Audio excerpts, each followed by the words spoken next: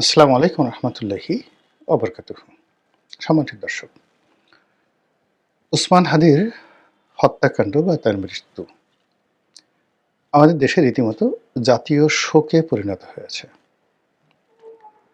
জীবিত অবস্থায় উসমান হাদির অবস্থা কেমন ছিল, তার কথা কর্ম বা তার আচরণ, তার দৃষ্টিভঙ্গি, তার রাজনৈতিক যে অভিলাষ, এটার যদি আপনি একটা বৃত্ত তৈরি করার চেষ্টা করেন, তাহলে দেখবেন সেই বৃত্তের যে পরিসর ছিল খুবই সংক্ষিপ্ত। তিনি একটি এমপি নির্বাচন করার জন্য চেষ্টা করেছিলেন। হওয়ার সম্ভাবনা ছিল 1%, না হওয়ার সম্ভাবনা ছিল 99%। তো বাংলাদেশে ৩০০ জন এমপি তিনি যদি হতেনও, তাহলে সেক্ষেত্রে মানে তার রাজনৈতিক বৃত্তটা কোন পর্যায়ে থাকতো ওই সময়টিতে। আর যদি তিনি না হতেন, পরাজিত হতেন, তাহলে কোন পর্যায়ে যেত। অন্যদিকে যেটা হলো যে তার যে কর্মকাণ্ড, তো তার যে কর্মকাণ্ড, সেই কর্মকাণ্ড তিনি যতদিন জীবিত ছিলেন, আমরা তার ব্যক্তিগত জীবন, তার বাড়ি, তার যে যাকে বলে অধিক্ষেত্র, কর্মের অধিক্ষেত্র, ইনকিলাব মঞ্চ কি করে বা তার সংসার কিভাবে চলে, তিনি কি করে জীবিকা নির্বাহ করেন, কাদের সাথে চলেন, এগুলো নিয়ে আমাদের আগ্রহ মানে সারা বাংলাদেশে যদি ধরেন, সেই আগ্রহ ছিলই না বলতে গেলে। বরং তার কিছু কথাবার্তার কারণে তিনি অনেকের কাছেই দেখা যাচ্ছে যে অপ্রিয় ছিলেন। কিন্তু যখন তিনি আহত হলেন, এখন বিস্ময়কর একটা ঘটনা ঘটে গেল বাংলাদেশে, যেটি ঘটার কথা নয়। এখন আজকে আমি এই ভিডিও যখন করছি, তখন তার জানাজা হলো। ঠিক এই সময়টিতে মুক্তিযুদ্ধের যিনি উপপ্রধান, তিনি মারা গেলেন, ইন্তেকাল করলেন। যিনি এমপি ছিলেন, মন্ত্রী ছিলেন, জনাব এ কে খন্দকার, এবং বিস্ময়কর একজন পার্সোনালিটি। আমি তার সাথে চলেছি, তো বিস্ময়কর, মানে তার দিকে আপনার তাকিয়ে থাকতে হবে মুগ্ধতায়। কিন্তু পৃথিবী জানল না। কিন্তু আজকে এই বাংলার মাটিতে জনাব উসমান হাদির যে মৃত্যু হলো এবং যে জানাজা হলো, আমি আমার জীবদ্দশায় এইরকম জানাজা দেখিনি। এতটা মানে মানুষের যে অংশগ্রহণ, তাও আবার স্বতঃস্ফূর্ত অংশগ্রহণ, এটাও দেখিনি। আর তার যে আহত হওয়ার পর যে তাকে নিয়ে মানুষের যে শোক, বিহ্বলতা, তারপরে মানুষের প্রশ্ন, মানুষের আবেগ, এটি একটা এক্সট্রিম পর্যায়ে চলে গেছে। তো চলে যাওয়ার ফলে সরকার কি করলো, তাকে বিদেশে পাঠিয়ে চিকিৎসা করা, আবার সেখান থেকে আনা, রাষ্ট্রীয় মর্যাদায় দাফন কাফন করা, এবং ঢাকা বিশ্ববিদ্যালয়ের যে কবি নজরুল ইসলামের পাশে তাকে কবর দেওয়ার যে সিদ্ধান্ত সিন্ডিকেট পাশ করলো, এটি এই বাংলাদেশে অতীতে এভাবে কেউ পারত না। এমনকি যে জায়গাটাতে তিনি সমাধিস্থ হলেন, এখানে কবি নজরুলকে যখন সমাধিস্থ করা হলো, তখনও অনেকে যাকে বলা হয় দ্বিমত পোষণ করেছে, অভিযোগ করেছে যে বিশ্ববিদ্যালয় চত্বরে কেন কবি নজরুল সমাধিস্থ হবেন। ঠিক উসমান হাদির ব্যাপারে যখন সিদ্ধান্ত হইল, এটি নিয়ে মনের মধ্যে কার কি আছে ডাজ নট ম্যাটার, কিন্তু এই বাংলাদেশে 18 কোটি মানুষের মধ্যে একটা সিঙ্গেল লোক এই মুহূর্তে বাংলাদেশে খুঁজে পাওয়া যাবে না যে এই বিষয়ে দ্বিমত পোষণ করে সামনে এসে একটা শব্দ বা একটা কুক দেওয়ার মতো ক্ষমতা রয়েছে। তো এই যে একটা ভাবাবেগ তৈরি হলো জনাব উসমান হাদির জন্য, এটার নেপথ্য কারণ নিয়ে আলোচনা করব। সাইকোলজিক্যাল কারণ নিয়ে, মানসিক কারণ নিয়ে আলোচনা করব। আমাদের দেশে যেটি হয় সেটি হলো যে মানুষ যা কর্ম করে,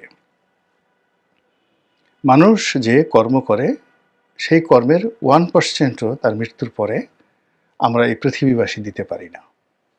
এটাই বাস্তবতা, এবং এটাই মানে লক্ষ লক্ষ ঘটনার মধ্যে এটাই ঘটে থাকে। আপনি সারা জীবন অনেক কিছু করেছেন, অনেক কিছু করার পরেও দেখা গেল যে মৃত্যুর সময় আপনাকে নিয়ে কোনো আবেগ তৈরি হয় না। যেভাবে বললাম যে একে খন্দকার সাহেব এই একই দিনে তিনি মারা গেলেন যেদিন হাদির জানাজা হচ্ছে, কিন্তু তাকে নিয়ে কোনো মানে একটা উচ্ছ্বাস হয় না, কে গার্ড অব অনার দেবে।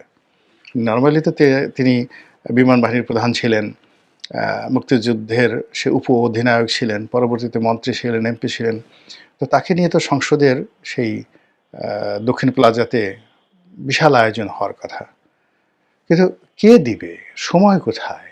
তিনি একজন সাবেক আওয়ামী লীগ নেতা, তাকে এখন সেলিউট দেওয়ার মতো অবস্থা নেই বললেই চলে।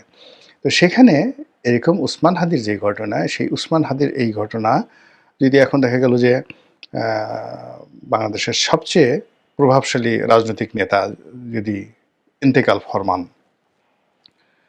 তো উসমান হাদির এই সংবর্ধনা, জানাজার সংবর্ধনা, যেটা মানুষ স্বতঃস্ফূর্তভাবে অংশগ্রহণ করার মাধ্যমে দেওয়া হলো, এটা আগামী দিনে যারা পলিটিক্স করবেন, রাজনীতি করবেন, তাদের জন্য এটা একটা থ্রেট।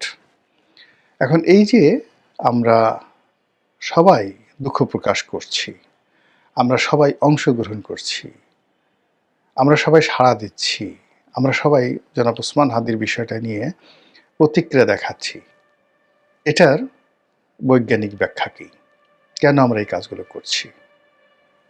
আপনি একটু বুকে হাত দিয়ে বলেন তো যে এর বিষয়টা নিয়ে আপনি চিন্তা করেছেন কিনা? আমি নিশ্চিত আপনি চিন্তা করেননি। আমরা কেবলই মাত্র মানে ফ্যাক্ট, ওসমান হাদি মারা গেছেন, এই ঘটনাটা আমরা শুনছি। তারপরে এই ঘটনা কেন্দ্রিক যে একটার পর একটা ঘটনা ঘটে যাচ্ছে বা দুর্ঘটনা ঘটে যাচ্ছে, ক্রিয়া হচ্ছে, প্রতিক্রিয়া হচ্ছে, সেইগুলোর সঙ্গে আমরা রেসপন্ড করছি। ওসমান হাদি যাকে বলা হয় আহত হলেন, আমরা সবাই কান্নাকাটি শুরু করলাম। ওসমান হাদি সিঙ্গাপুরে গেলেন, আমরা সবাই প্রার্থনা করলাম। তিনি লাশে ফিরে আসলেন, আমরা সবাই জানাজাতে অংশগ্রহণ করলাম। তো ওসমান হাদির মৃত্যুর সংবাদ শুনে আমরা প্রথম আলো পুড়িয়ে ফেললাম, বিভিন্ন আওয়ামী লীগ নেতাদের বাড়ি ঘরে আগুন দিলাম। তারপরে এই যে এতগুলো ঘটনা ঘটলো, এই ঘটনাগুলো ইটস এ যাকে বলা হয় স্বাভাবিক ঘটনা নয়। আমি যে কথাগুলো বলতে চাচ্ছি সেই কথাগুলো আমি এখানে বলার মতো সাহস পাচ্ছি না। আপনারা বুঝতে পারছেন, আপনাদের মতোই আমার অবস্থা। তো এইটা কেন হলো? এটা কেন হলো? এই বিষয়গুলো যদি আপনি দেখেন, তাহলে মানুষের মন নিয়ে, স্বপ্ন নিয়ে, বিজ্ঞান নিয়ে সবচেয়ে এই গত ৪-৫০০ বছরে সারা পৃথিবীতে মানে যাদেরকে বলা হয় যে মাস্টার মাইন্ড, মানুষের হৃদয় এবং মন, মস্তিষ্ক নিয়ে যারা গবেষণা করেন, তাদের মধ্যে সিগমন্ড ফ্রয়েড, আবার বলছি সিগমন্ড ফ্রয়েড। তো সেই সবচেয়ে বড় দার্শনিক, সাইকোলজিস্ট, স্বপ্ন বিশারদ, তাকে যদি এখন এই বাংলার এই সময়টা নিয়ে প্রশ্ন করা হতো, তিনি সম্ভবত এই যে অবস্থা, সেই অবস্থা দেখে তিনি যাকে বলা হয় জ্ঞান হারিয়ে ফেলতেন। কারণটা হলো 18 কোটি মানুষ, 18 কোটি মানুষ তারা বিভ্রান্ত, ভীষণ রকম বিভ্রান্ত। এতগুলো মানুষ 1971 সনেও বিভ্রান্ত ছিল না। ওই সময়টাতে মুক্তিযোদ্ধা ছিলেন, যাদের কে অন্তঃস্থল থেকেই মানুষ ভালোবাসত। ওই সময়টাতে রাজাকার ছিলেন, একটা বিরাট অংশ তাদেরকে ভালোবাসত। ওই সময় আলবদর ছিলেন, আসাম ছিলেন, শান্তি বাহিনী ছিল, পাকিস্তান আর্মিদের দোসর ছিল, এবং ঢাকা বিশ্ববিদ্যালয়ের মতো ক্যাম্পাসে পাকিস্তান আর্মির নামকরা সব দালাল ছিল, সর্বজন শ্রদ্ধেয় দালাল ছিল, যারা মুক্তিযুদ্ধ আপনি আপনি চিন্তা করেন যে আমরা যে আব্বাস উদ্দিনকে খুব সম্মান করি না, আব্বাস উদ্দিন, তো শিল্পী আব্বাস উদ্দিন, তার পরিবার মোস্তফা জামান আব্বাসি, ফেরদৌসী রহমান, এরা সবাই পাকিস্তান প্রেমী ছিলেন, এরা মুক্তিযুদ্ধ বিরোধী শক্তি ছিলেন। আমরা এই যে জহির রায়হানের বড় ভাই মনির চৌধুরী মানে আমাদের রামেন্দ্র মজুমদার, ফেরদৌসী মজুমদার, রামেন্দ্র মজুমদারের হলো সন্বন্ধী, আর শমী কাছারের যাকে বলা হয় বাবা, না শমী কাছারের বাবা না, মনির চৌধুরী যে কবির চৌধুরীর হলো যাকে বলা হয় বড় ভাই মুনীর চৌধুরী, কি ছিলেন? পাকিস্তানপন্থী ছিলেন, রাজাকারপন্থী ছিলেন। কিন্তু এরকম সর্বজন শ্রদ্ধেয়। তাহলে চিন্তা করুন যে ৭১ সনে যে যুদ্ধ হয়েছে, মারামারি হয়েছে, কিন্তু সমাজটা একটা স্ট্যাবল ছিল এবং যার যার জায়গাতে তারা শতভাগ নিশ্চিত ছিল যে তারাই বিজয়ী হবেন এবং বিভ্রান্ত ছিলেন না কেউ। সবার মধ্যে একটা আশা ছিল। আওয়ামী লীগ যারা করতেন প্রচণ্ড স্বপ্ন নিয়ে তারা জীবন বাজি রেখেছেন যে আমরাই জিতব। রাজাকার যারা করেছেন তারা শতভাগ নিশ্চিত ছিলেন যে আমরাই জিতব। ফলে কি হলো, সমাজের মধ্যে হতাশা ছিল না, ক্রোধ ছিল, রাগ ছিল, স্বপ্ন ছিল। বাট অ্যাট দিস মোমেন্ট ১৮ কোটি মানুষের মধ্যে হতাশা।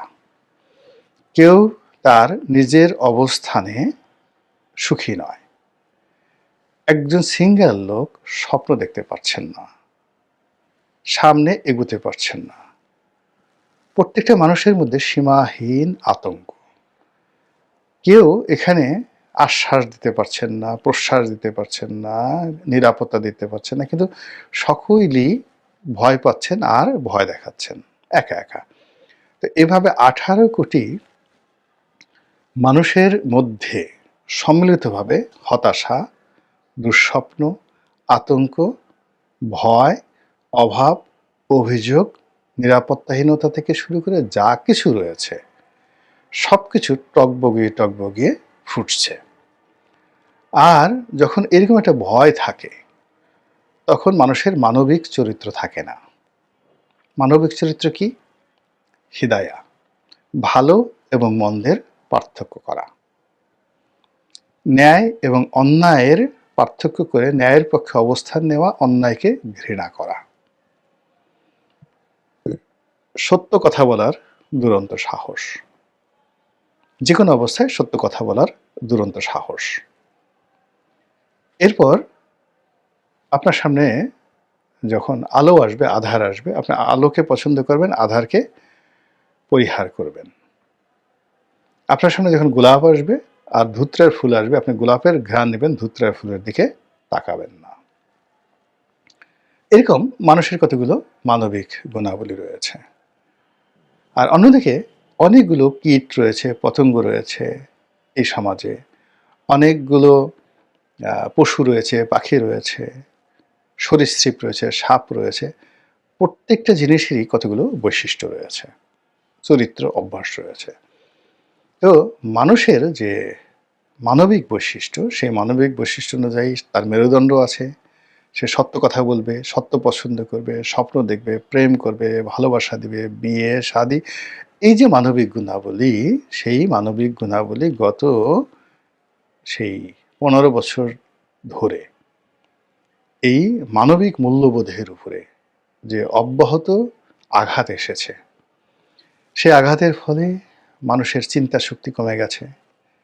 ন্যায় অন্যায় পার্থক্য করার, বিচার করার, ন্যায়ের পক্ষে দাঁড়ানোর, অন্যায়কে প্রতিহত করার, ঐক্যবদ্ধ হওয়ার, রুখে দাঁড়ানোর যে শক্তিগুলো রয়েছে, সেই শক্তিগুলো এখন একেবারে সর্বনিম্ন পর্যায়ে রয়েছে। ফলে আমরা আসলে রেসপন্ড করতে পারছি না, কোনো একটা ব্যাপারে রেসপন্ড করতে পারছি না। আমরা শুধুমাত্র অনুসরণ করছি। মানে যে কোনো একটা ঘটনা যখন ঘটছে, এই ঘটনা ঘটার সঙ্গে আমাদের যেভাবে রেসপন্ড করা দরকার, সাড়া দেওয়া দরকার, ইয়েস আমি আপনার পক্ষে আছি, এটাই সঠিক, আমি আপনার পক্ষে নেই, আমি আপনার বিরোধিতা করি কারণ আপনি খারাপ পথে আছেন, এই যে রুখে দাঁড়ানোর যে ক্ষমতা, সেই ক্ষমতার একটা সুন্দর একটা কবিতা সেই রচনা করে গেছেন বিখ্যাত এই যে কবি শঙ্খ ঘোষ। মেরুদণ্ড পড়ে দেখেন, যে সেই পড়লেই বুঝতে পারবেন যে সমাজ কিভাবে আছে। তো সেই জায়গাতে কি হলো, আমরা এখন কোনো কিছুতেই স্থির থাকতে পারছি না। আমাদের আতঙ্ক, ভয় সীমাহীন। তো এই সব মিলিয়ে যখন এই হাদির এই দুর্ঘটনা ঘটল, এই দুর্ঘটনা ঘটলো, হত্যাকাণ্ড ঘটলো, তখন আমাদের মধ্যে যে পুঞ্জীভূত কান্না, আমরা কাঁদতে চাচ্ছি, জোরে জোরে কাঁদতে চাচ্ছি, কিন্তু কান্নার কোনো সুযোগ পাচ্ছি না। আমাদের বাপ মরছে না, আমাদের আপনজন কেউ মরছে না, বা আমাদের বাড়িঘর যাদের জ্বালিয়ে দেওয়া হয়েছে তারাও কাঁদতে চাচ্ছি। আমাদের যে শোক প্রকাশ করতে চাচ্ছি, আমরা সেই শোক প্রকাশ করার কোনো সুযোগ পাচ্ছি না। ফলে যখন এরকম একটা সেলিব্রিটি হয়ে যায়, আপনি দেখুন আমরা সিনেমা হলে গিয়ে সবাই দলে দলে কান্নাকাটি করি, বা পাড়া প্রতিবেশী মারা গেলে আমরা দলে দলে গিয়ে সেখানে গিয়ে অশ্রু বিসর্জন করি। তো যখন এই যে আমাদের দেশের সকল মানুষ একসঙ্গে চিৎকার করে কাঁদতে চাচ্ছে, সেই কান্নাটি আসলে হাদির এই মৃত্যুতে একসঙ্গে ব্রাস্ট হয়েছে। ২ নম্বর হলো যে আমরা ক্ষোভ দেখাতে চাই, বিক্ষোভ দেখাতে চাই, আমরা রাগ হতে চাই, কিন্তু আমাদের সাহস নেই। একটা সিঙ্গেল ঘটনাকে কেন্দ্র করে আমরা ক্ষোভ দেখাবো, প্রতিবাদ করব, বা আমরা দুষ্টের দমন শিষ্টের পালন করব, এটা আমরা পারছি না। কিন্তু যখন এইরকম একটা ঘটনা ঘটে, সেই ঘটনার মধ্যে যখন আমাদের এই ক্ষোভ প্রকাশের ন্যূনতম সুযোগ আমরা পাই, তখন আমরা সেটা দেখানোর চেষ্টা করি, প্রচণ্ডভাবে দেখানোর চেষ্টা করি। আর আমাদের সমাজে যখন এরকম একটা বিশৃঙ্খল অবস্থা চলে, তখন এর মধ্যেও যারা দুষ্টুমি করে, বদমাইশি করে, যারা মানুষকে নিয়ে বিভ্রান্তি করার চেষ্টা করে, তারাও এরকম একটা সুযোগকে বেছে নেয়, পুরো জিনিসটিকে উলট পালট করে দিয়ে চেটেপুটে খাই, এরকম একটা পরিস্থিতি তৈরি হওয়ার জন্য। ফলে এই যে এতক্ষণ যে আলোচনা করলাম, সেই আলোচনার মূল ব্যাপার হলো যে উসমান হাদির আহত হওয়া থেকে তার একেবারে দাফন কাফন হওয়া পর্যন্ত যে পুরোটা সময়, এই সময়ের মধ্যে যা কিছু হয়েছে, জনগণ যেভাবে অংশগ্রহণ করেছে বা নিজেদেরকে বিরত রেখেছে, অনেকে চুপ থেকেছে, অনেকে প্রতিক্রিয়া দেখাইয়াছে, এর অর্থ আমরা কেউ স্বাভাবিক অবস্থায় নেই। যদি সবাই স্বাভাবিক অবস্থায় থাকতো, তাহলে কি হতো সেটি একটি ভিন্ন প্রসঙ্গ। মহান আল্লাহ আমাদের সবাইকে স্বাভাবিক থাকার, স্বাভাবিক কর্ম করার, মানুষ হিসেবে বেঁচে থাকার, মানবিক মূল্যবোধ জাগ্রত করার, এবং মানুষের যে মেরুদণ্ড রয়েছে, বিবেক রয়েছে, বোধ রয়েছে, সেগুলো নিয়ে শেষ ক্ষণ পর্যন্ত এই পৃথিবীতে আল্লাহর খলিফা রূপে আমরা আমাদের দায়িত্ব এবং কর্তব্য যেন পালন করতে পারি, আল্লাহ আমাদের সেই তৌফিক এনায়েত করুন। আসসালামু আলাইকুম ওয়া রাহমাতুল্লাহি ওয়া বারাকাতুহু।